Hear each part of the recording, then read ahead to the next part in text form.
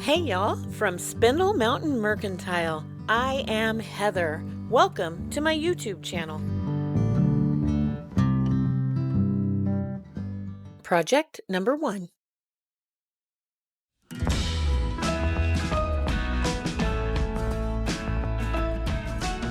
For 5 days, I have seriously been trying to get up the gumption to show y'all this project. This is a little bench I found on the side of the road. It's been chewed up. It has that good old Carolina red dirt just ground into it, and I made something with it, and I didn't like it when I got done. And I asked my sweet husband if he liked it, and y'all, he's very sweet, so he tries to find nice ways to tell me stuff, and I could tell immediately he was like, no, not at all, but he didn't say that. He was like, yeah, maybe if you just get used to it.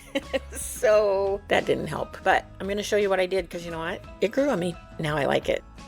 I'm going to use a page out of Floriography, but it doesn't quite fit, so I'm going to cut it and put it back together, and while I do that, and you can watch that, I'm going to tell you a little story about what I thought about after I answered one of your comments last week. And someone was telling me how expensive paint inlays are, and I totally agree, but this one is worth the money, in my opinion. If you buy it from a stockist who you can get free shipping, or if you can shop in person, like at my place, and they offer the manufacturer's retail price, it's $5.91 a page. There's 8 pages. This page I'm cutting up right here had 2 designs. That means that this was $3, but you can use these at least twice to get good coverage. You can use them more than that. I've used one of them 4 times just to see how it did, and you can barely see the 4th time. It's almost like a shadow. The 3rd time is really faded, but the 2nd time is just like a distressed picture of what you get the 1st time. So it still is pretty bold, I guess you could say. So if you consider that, this picture was half a page, so $3, and if you use it twice, $1.50. I know it's still expensive to buy the whole book, but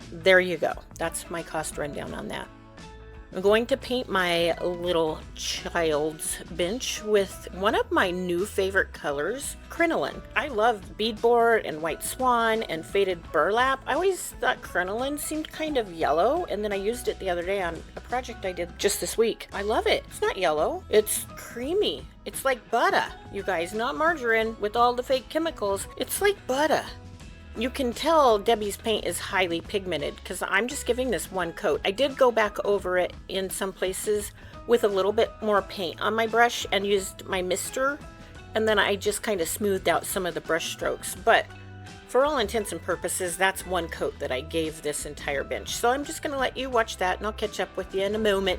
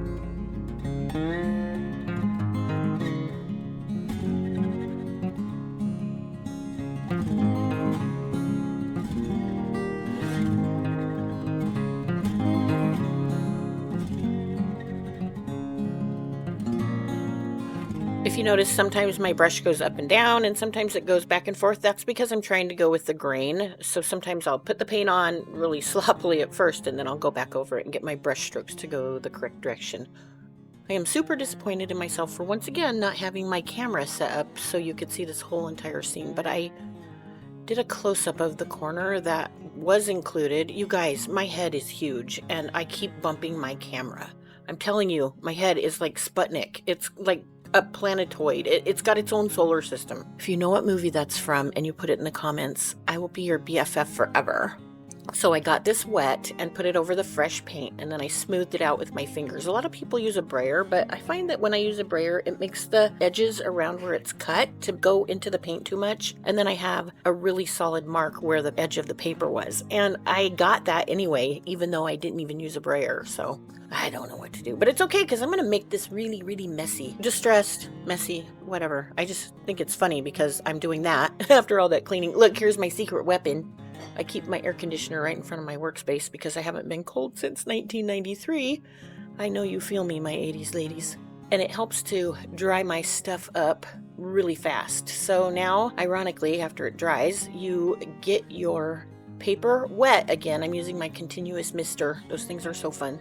You just hold that thing down one time and it goes...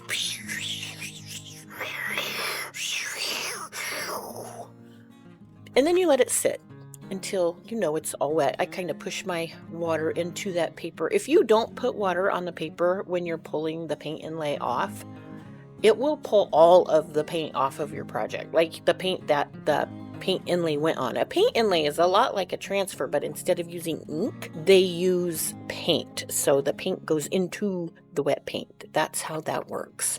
And now this is the best part. Look how good it looks. I tore some of my paper, but that's okay. It's all right.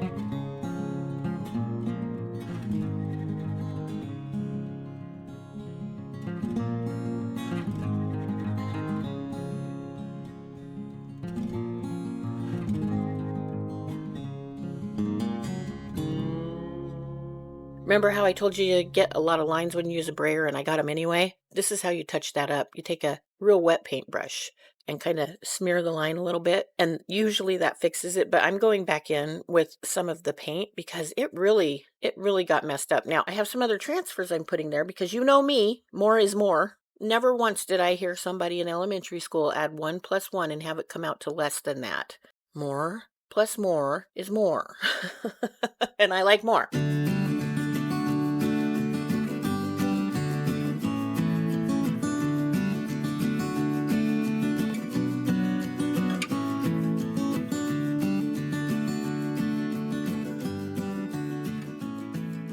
Next up in Heather's world of more equals more, we're adding some stripes. It was going to be some Harlequin diamonds, but, well, honestly, that just seemed too difficult to do with tape. And then I came up with this really cool other idea while I was putting the first row of tape on, and I'm excited to share it with you. I cannot wait to try it again so I can perfect it and tell you how you should do it correctly. This time was kind of hit or miss, and it worked out. It looks really good. Anyways, to make your stripes the same size, put down your first piece of tape. I usually make that in the middle, and then from there, just tear 2 little pieces of tape and put them kind of far apart right next to it, and put the next row of tape right next to those 2 pieces. Then take the 2 pieces up and put them on the other side and just work from there. And that way, all of your stripes will be the same size.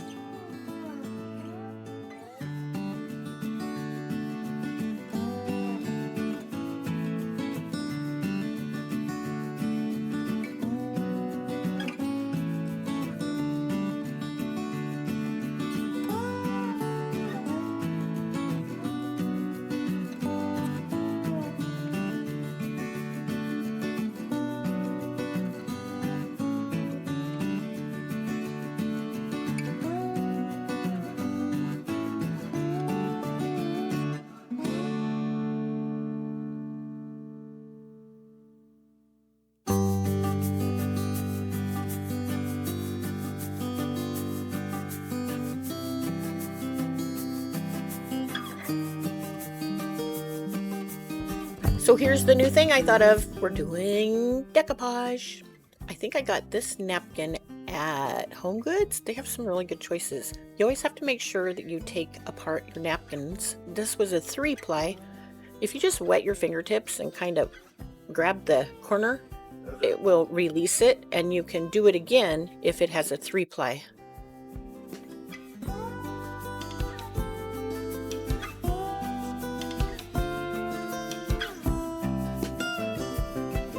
Initially, I thought I would put the Harlequin diamonds only on the top surface of those boards, but now I want the decoupage to wrap around the slats, so when you see in between the slats, you'll see the decoupage. So I'm just adding a little bit more tape to extend it so it goes all the way wrapped around those slats. To apply my napkin, I am going to use Debbie's Liquid Patina in the color Crystal Clear Chandelier. I've used all kinds of decoupage mediums and I like this one the best. I sell Debbie's products in my booth in upstate South Carolina, but I don't do mail order. That's okay though, because Debbie has provided a link just for my viewers that if they use to buy something on her website, she will give me a thank you in the way of a compensation, but won't raise your price. I'm also using one of these Mr. bottles, and I thought I would share a link with that too. You might be able to find them cheaper at like Hobby Lobby on sale or maybe Michael's, but I found a pretty good price for 2 of them on Amazon. If you buy anything from Amazon while using my link to get there, they'll give me a compensation as well, and it also won't change your price.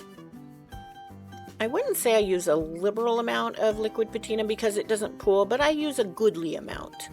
I only put it on the wood, but later I added it to the tape thinking that might help remove the tape if it was glued to the tape. I don't want things to tear. But that's one of the things I'll still have to perfect. You'll see. I got the top part of the napkin wet so I could just do one slat at a time. And I just smoothed it out with my fingers. I have seen people use a wet towel for this, and I have seen people use a brayer as well. I've also seen people use wax paper over it and a brayer, and I probably should have tried that. There's other techniques as well. You can use a wet cloth and an iron. I'm learning still, so I will show you those as I add them to my repertoire.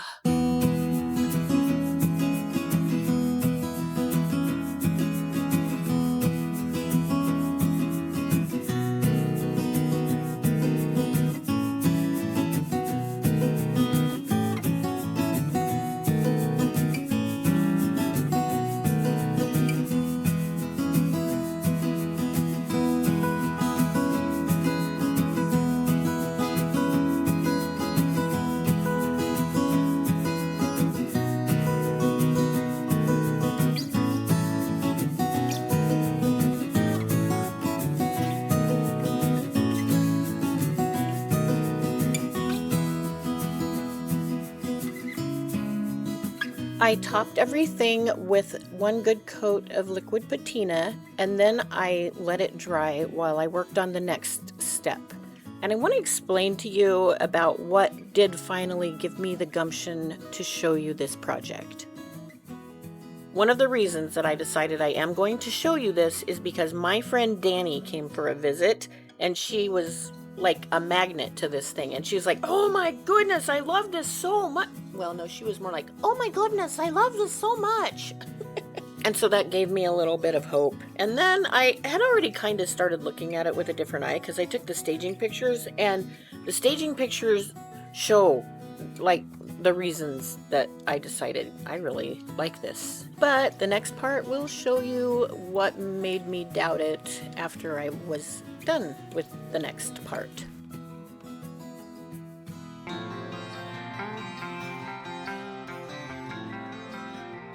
Debbie's Design Diary Mint Chip paint really matches the color of those napkins, and I wanted to bring some of that color to the rest of the bench so that it would all work together. I decided just to add it like you would if you're distressing, so that it would look like it was there for maybe 100 years and it just kept getting wore off. I put it a little bit heavier on the edges, as you'll see in this next little clip. I'll lift this up and show you that I'm putting it pretty heavy around the sides. I'm just using a chippy brush, and it was pretty dry.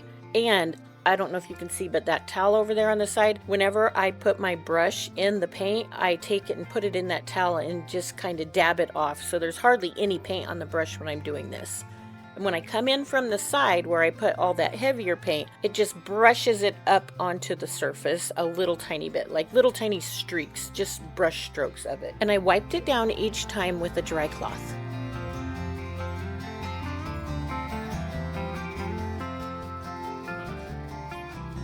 You'll see that I went the same direction with my brush strokes as I did with the grain of the wood and the brush strokes from the first layer I did with crinoline.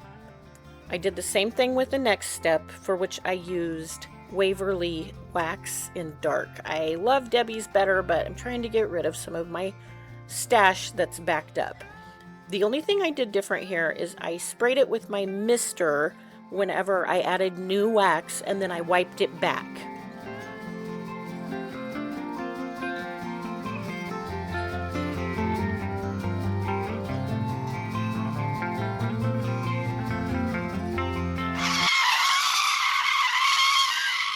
Whoops, not so fast now. You gotta remember to seal that paint inlay before you put some dark wax on it, else everything having to do with that paint inlay is just gonna disappear or smear. So slap another layer of that liquid patina on there and let it dry.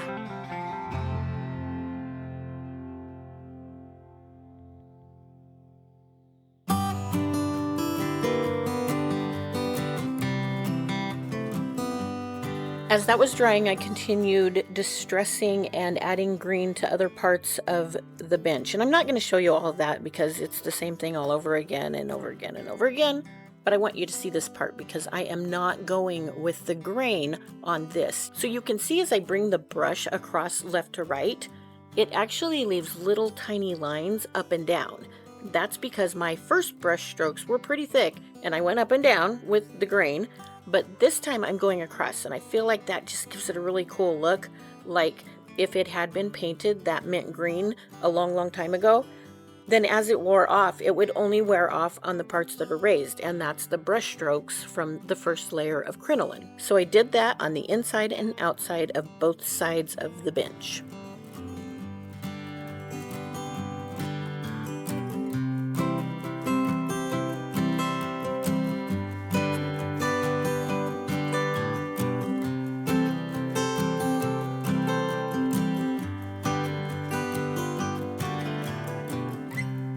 After I was done with the green, I went over the whole thing the same way, the same direction with the brush strokes with the Waverly dark wax. The only difference being, again, I sprayed it with my mister each time I put it on, and then I wiped it down. As I went around the bench, I just added a little bit more green and rubbed off a little bit more dark, or vice versa, as I went along, because it just seemed like in different places it would naturally have more or less of either one of those. I just kind of flew by the seat of my pants and figured it out as I went along.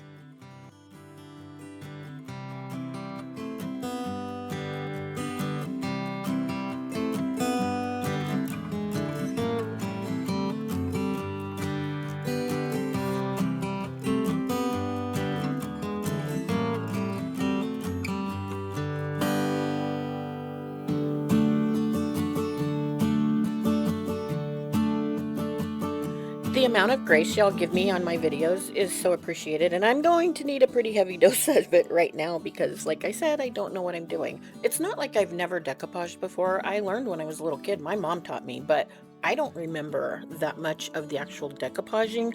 All I remember is having fun with my mama and getting this stuff that was like glue all over my hand, so when I peeled it off, it was like I had dead zombie skin. That was fun. And if you don't think I did that again this time, you don't know me at all. That was fun too. So my biggest problem here was I did not wait for everything to dry. In my defense though, I was nervous to do that because I thought if I let it dry, then where I had put the decoupage over the tape, it would be dry and it would pull the rest of it with it. So I realized that I had to cut between the tape and the napkin. I tried first using a razor blade, but as soon as I started pulling the razor blade across, it tore the napkin.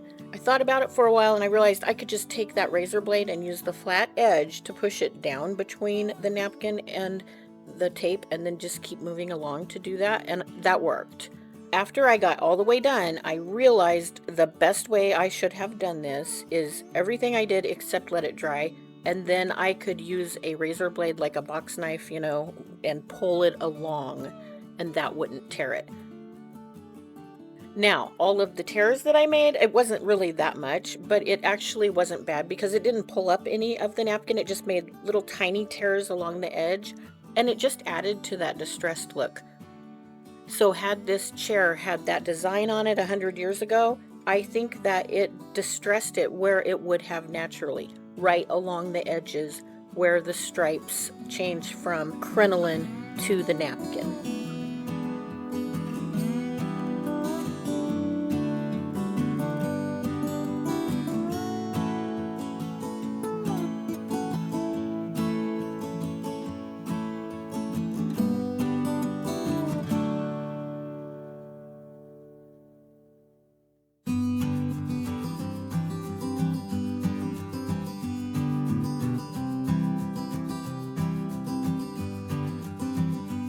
Because I enjoy learning from my mistakes, I remembered to seal this with liquid patina and let it dry before I went on with the next step. That was the dark wax, and I did it the same as I did on the rest of the chair. The only difference here with the distressing was that I did not use the green because I felt like I had a lot of green with the napkin and I just didn't want to interfere with that. I wanted the stripes to be very distinct from the crinoline with the wax and no green, and the napkin that has all that green in it.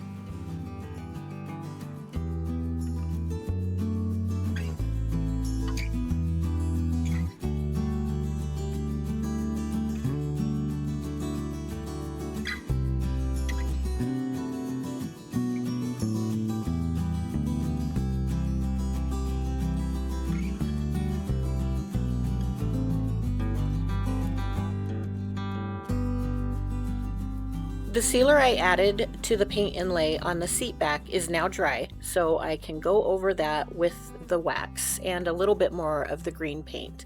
I continued doing that all around the whole bench until I got the look I wanted. After everything dried, I was ready to move on to transfers. For this, I'm using one of my favorite Iron Orchid Designs transfer books called Painterly. This book has 8 pages of sunflowers, lavender, and roses, and the roses are what I'm using today. I do sell IOD in my booth, but again, I don't do mail order, but my friend Heather does. I will leave a link to her website at createyourowncozy.com where you can find her full line of IOD products. If you want to shop in person, you can also look on IOD's website to find a stockist near you. Applying transfers is so easy. I'm going to show you this first one, and then I'll speed everything up so you can watch the rest, and I will catch you back here at the end of this project.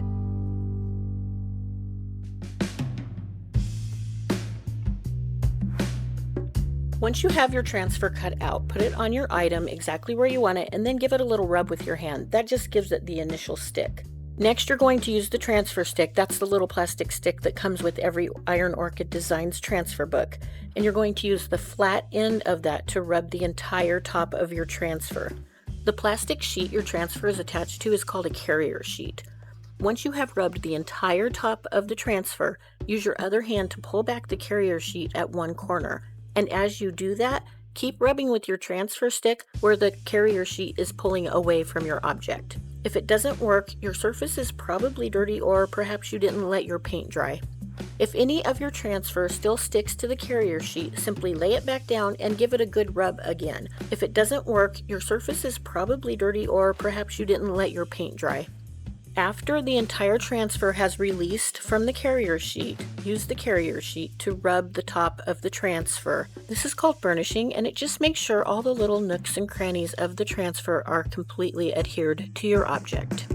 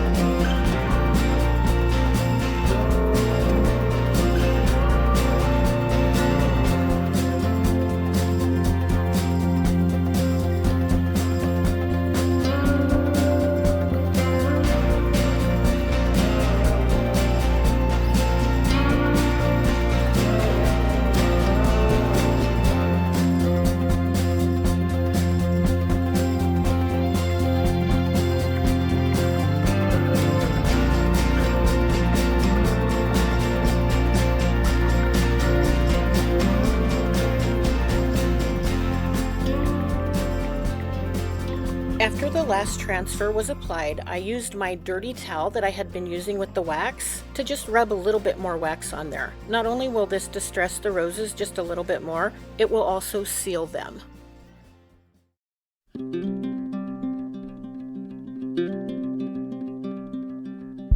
These details I'm showing you now are what made me realize how much I like this piece. Do you see that yellow in the rose? How great does that match the back of this seat? It looks like everything was painted all at the same time 100 years ago. Then I was going over the seat itself with my camera and looking at that green, and I got down to the leg and I was shocked at how much it matched. Again, looking like it all went together at the same time. So what do y'all think? Did I do too much distressing, or did I get it just right?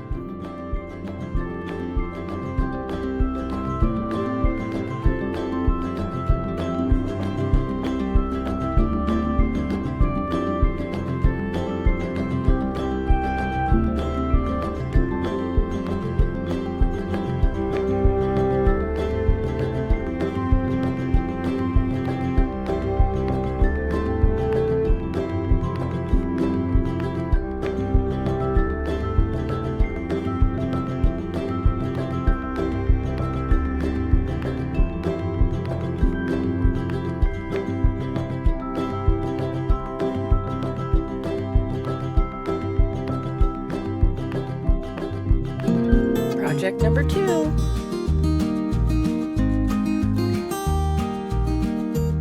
My regular viewers know that I am nothing without my integrity, so I'm just going to be straight up with you. I made up these 2 last projects on the fly because I didn't have anything I could stage this bench with for pictures in the video. They are super easy, but they add a good punch to almost any kind of decor. So I thought I would just show you how I made them. My friend Robin is just as precious as can be. She is always ready to pray for anybody, and I am so grateful for her friendship.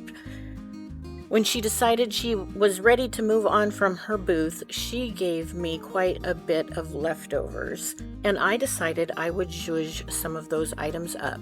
So I got out 2 terracotta items. One is a little kitten with a hole in its head. I thought it'd be great for a Christmas tree, but I couldn't wait to do something with him, so he's just getting a rose for now.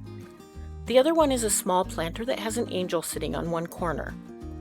All I did for these was spray them with Rust-Oleum hammered spray paint in the color black gloss. I like to make sure I get more wet distressing on the corners than the other parts, and on the little planter the angel is sitting on, I didn't do a lot on the flowers. I tried to just do the top surface of those flowers.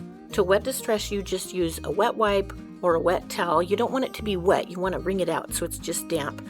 Or you can spray the item and use a towel or a paper towel, and that's what I did. Debbie's DIY paints have to be sealed, so I used a clear gloss to do that. Now, I don't like the gloss on it, but I didn't have any matte, so I have to wait till I can go to the store and bring it back and spray them again with matte, and that will work. It will get all of the shiny off.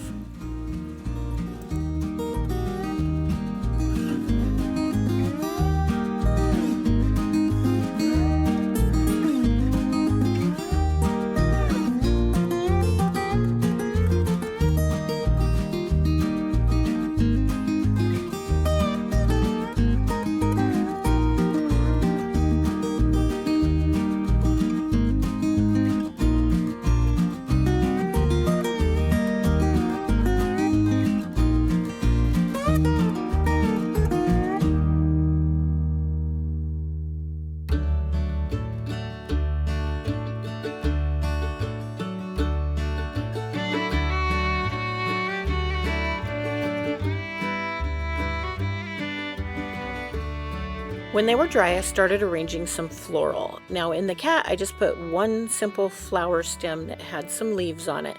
And for the angel, I added, I think I put 5 different flowers in order of height, just kind of spread them out. And then I just added a bunch of greenery in around that.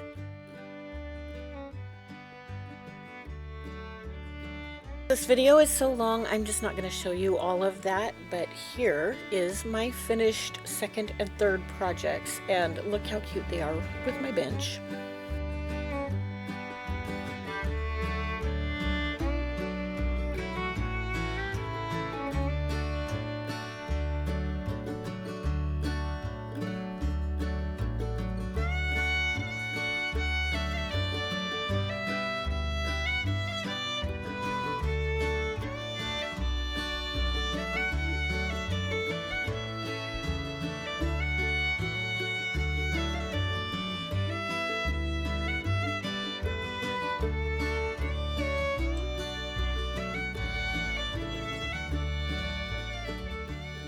Like always, I am so grateful for everyone who has been watching my videos and all of you who joined me today. If you are new here, there's something you need to know. I have the best viewers in the entire world of YouTube. I'm not kidding. After the last video, the comments made me cry. I'm not like a crybaby either. They were happy comments. I mean, one of my viewers even asked another viewer if she could pray for her. I am so touched by you guys, and I am very appreciative. I hope until you see me next time, y'all have a wonderful week. And as always, I hope you are blessed. Bye.